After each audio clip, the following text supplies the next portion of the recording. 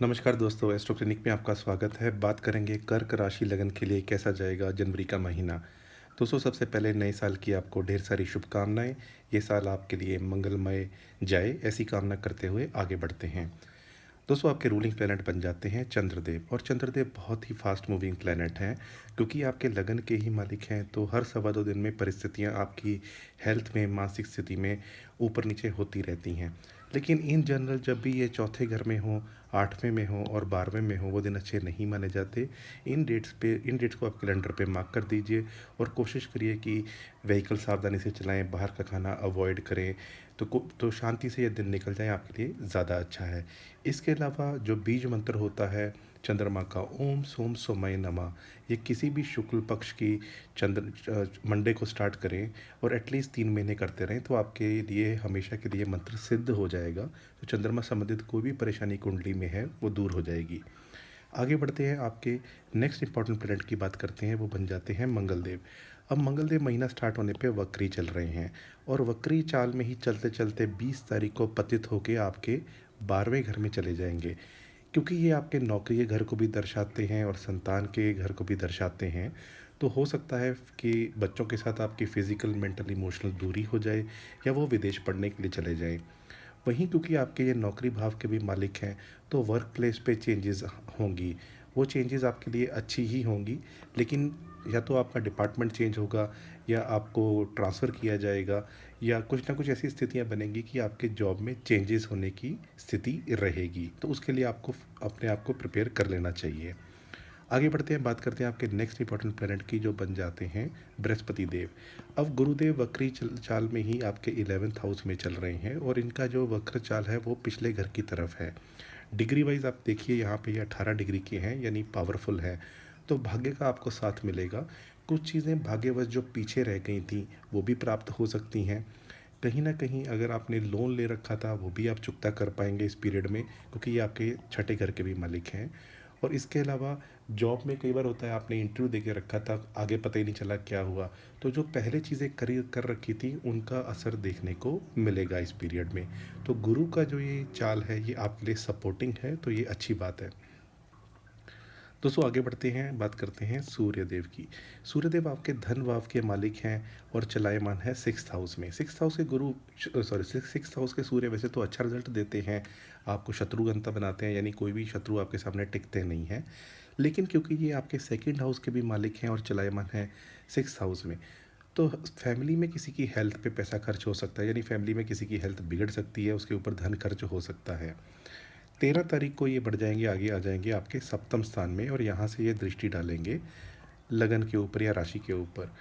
अब जब चंद्रमा थोड़े वीक हो जाते हैं महीने में कुछ दिनों में, ऊपर से मंगल वक्री आके बैठे थे और 20 तारीख बाद मंगल पतित हो जाएंगे, तो सूर्य की जो दृष्टि पड़ेगी पहले घर पे, ये थोड़ा सा आपका मान सम्मान या कॉन्फिडेंस लेवल बढ़ाएगी।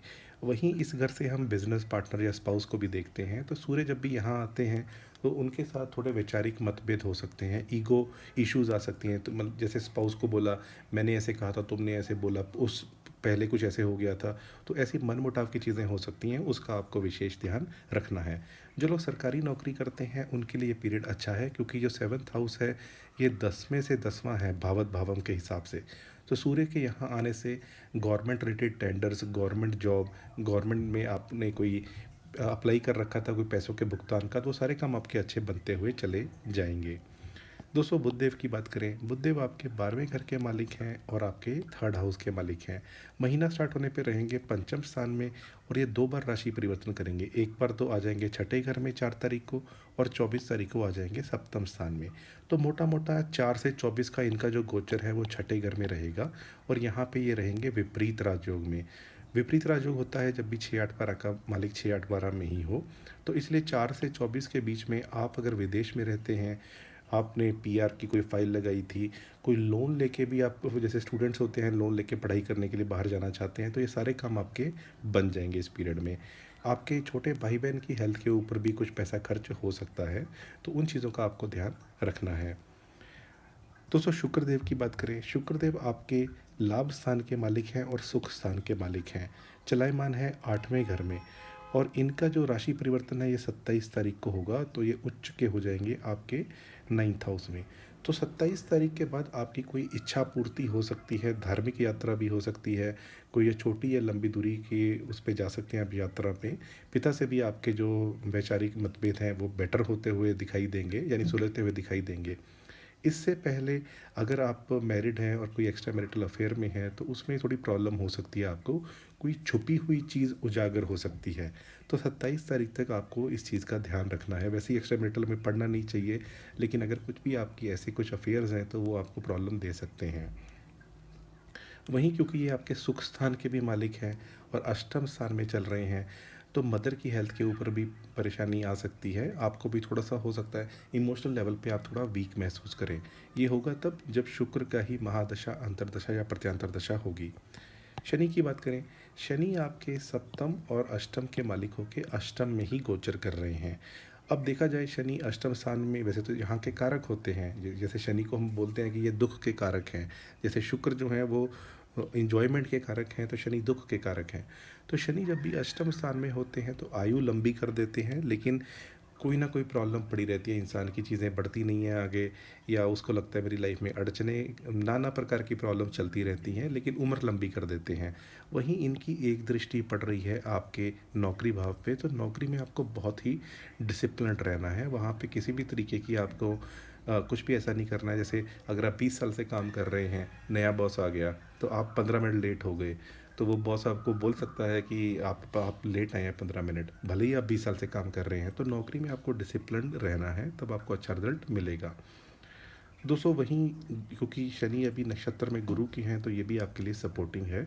अगर आप कोई एस्ट्रोलॉजी से या ऑकल्ट साइंसेज से जुड़े हुए हैं, आप एग्रीकल्चर डिपार्टमेंट से जुड़े हुए हैं, या आप कोई भी ऐसी जैसे मिनरल्स का काम करते हैं जो भूमि के अंदर होती हैं, तो ऐसी कोई भी चीज़ से आप जुड़े हुए हैं तो आपको अच्छा रिजल्ट मिलेगा। राहु केतु की बात की जाए, अब राहु चलायमान है आपके 9th हाउस में और केतु 3rd हाउस में। तो इन जनरल ये अच्छी ही स्थिति है।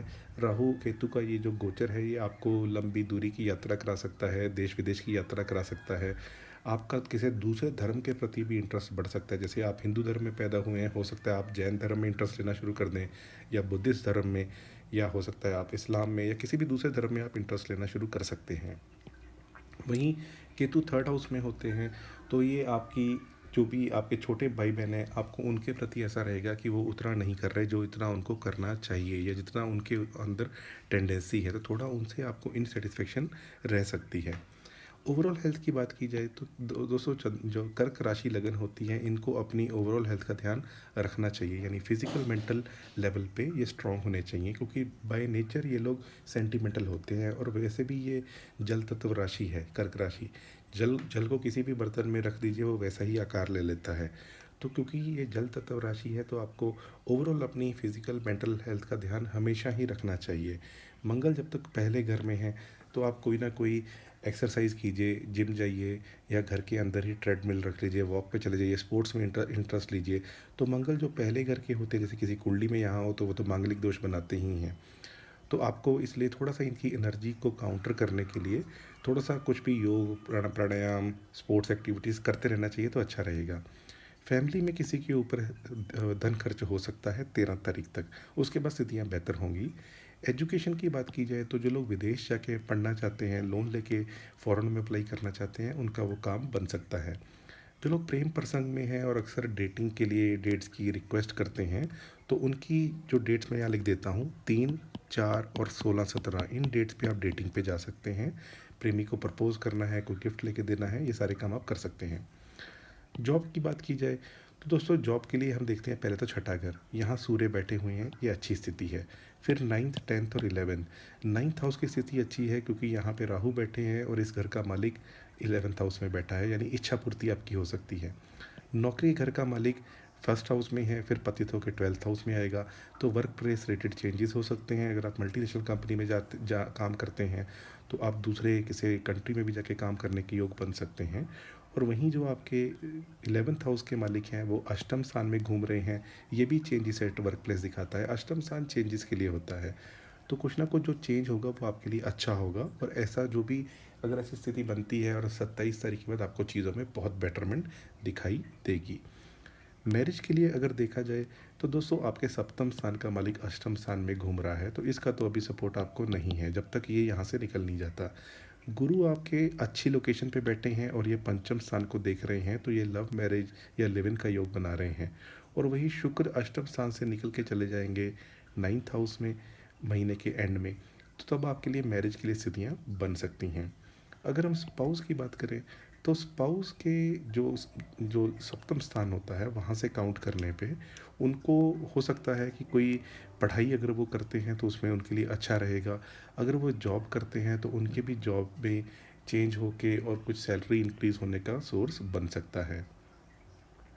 ओवरऑल फाइनेंसिस की बात की जाए तो ओवरऑल फाइनेंसिस के लिए पीरियड अच्छा ही है। कहीं ना कहीं पैसे आते रहेंगे, खर्च भी होंगे तो ज़रूरत की चीज़ों पे ही होंगे, यानी अननेसेसरली उल्टे सीधे चीज़ों पे पैसे खर्च नहीं होंगे। ओवरऑल गेंस के लिए, इच्छा पूर्ति के लिए पीरियड अच्छा है। जैसे जैसे महीना आगे बढ़ेगा आपको कोई विशेष लाभ हो सकता है। उपाय के तौर पे जैसे मैंने बताया, ओम सोम सोमाय नमः, ये तो आप करिए ही करिए। इसके अलावा आप ओम नमः शिवाय या शिवलिंग पे जल चढ़ाना, मंडे और सैटरडे को मंदिर जाके शिवलिंग पे जल चढ़ाना आपके लिए अच्छा रहेगा। हनुमान चालीसा आप करें तो आपको और अच्छा रिजल्ट मिलेगा। और आप विष्णु सहस्त्रनाम करेंगे तो आपको भाग्य का भी सपोर्ट मिलेगा और राहु की नेगेटिविटी भी आपको परेशान नहीं करेगी। तो दोस्तों ये रहा कैसा जाएगा जनवरी का महीना कर्क राशि लगन के लिए। अगर आपको वीडियो अच्छा लगा तो इसको लाइक कर दीजिए, चैनल पे नए हैं चैनल सब्सक्राइब कर लीजिए। आज के लिए इतना ही, आपका बहुत बहुत आभार।